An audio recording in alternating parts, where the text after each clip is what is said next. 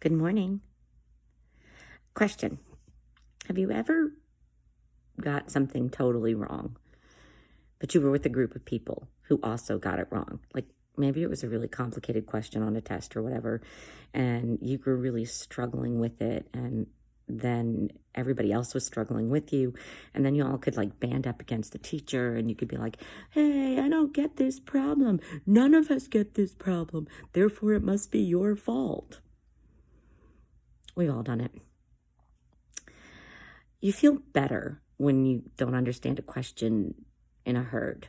It's like, oh, well, if they don't get it and I don't get it, thank goodness none of us get it. It's got to be the fault of someone else. As compared to when you make a mistake and you really don't get it and you're the only one. And then you try to hide that fact and you conceal it and you hold it to yourself because now you're embarrassed because you're the only person who made that mistake.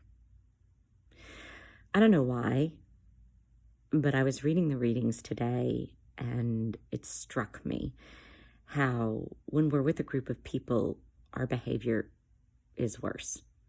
You know, we sit there and expect that everything should go our way, right? Like everything should be simple. We want a peaceful day. We want nothing to go wrong. We want our classes, if we're in school, to be peaceful. We want the conversation with our parents to not be annoying. We just want to sit in our room and not stress.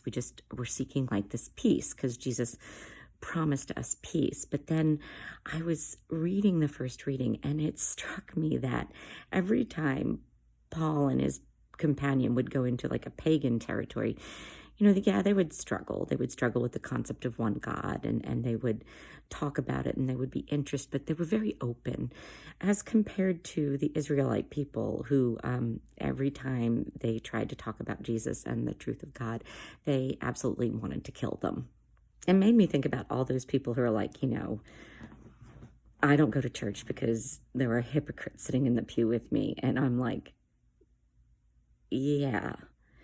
You know, I look back to the Israelites, those people chosen by God to be his people, and he comes and they still don't want to believe because they think they know everything about God. And yet it doesn't talk about all the Israelites that they did convert. You know, it just talks about the angry ones. And it makes me think that, of course there's hypocrites in our church. Our church is made of people. The thing is, are we one of the hypocrites? The person who says that they're not coming to church because there's too many hypocrites in the pew is themselves being a hypocrite.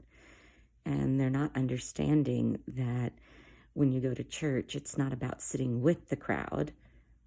It's about sitting by yourself with God. Sure, we're together, but we're not together talking to each other, having coffee and demanding God to explain himself. When we go to Mass, it's about us sitting in front of the Lord. You know, at the very beginning, the first part of it is like confessing our sins so that we can be in communion with the saints and the angels and him. The entirety of Mass is sacrifice. And it's one-on-one. Yeah, we're in a group, but it's one-on-one.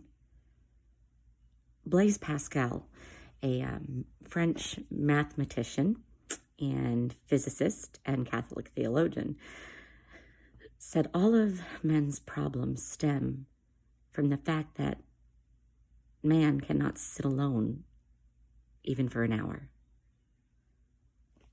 And I think that's so true. Like, we have to have someone to blame in our mistakes. We need the comfort of that group. And don't get me wrong, we're people of communion. Of course, we need that. But we also need the one-on-one with God. And so if the Israelites would fight like crazy because they didn't believe it and they were God's chosen people, then why wouldn't we as Catholics have issues in our own church? We're people. You know, Jesus is sitting there in the gospel today trying to discuss with them what's about to happen with his passion. Okay, so we're like going back and forth. So he's now talking about them abandoning him at his passion. And they're not getting it. They're just not getting it. And then, you know what? They sit there and go, finally, you're talking simple. We understand you. But they didn't. They misunderstood him yet again. You know, we seek to know everything. And if you think you know everything about God, you haven't even scratched the surface. You know, you can't know everything about God. And I think that's the point that they were missing. They weren't just trying to be with him in peace. They were trying to understand him in a worldly sense. And God did say he came to the earth to bring peace, but it wasn't the kind of peace like I was talking about at the beginning of the video. It wasn't the kind of peace that said, yeah, you know, I would get a short line in the grocery store. That's not the kind of peace he was talking about. The kind of peace Jesus brought to us is himself. Like, you know, this world is run by the different prince that we expect. This world is always trying to tear you away from peace. Our peace comes from being able to sit alone for an hour, contemplating God's love for us. It gives us the energy to survive the chaos of the world. He didn't give us the kind of peace that said, hey, I'm going to make your life perfect. He gave us the kind of peace that said, when your life is going so wrong, you can come sit with me for 10 minutes, 30 minutes, an hour, alone. No cell phone, no technology, no people, one-on-one with me. And somehow, I'm going to make you feel better. That's peace.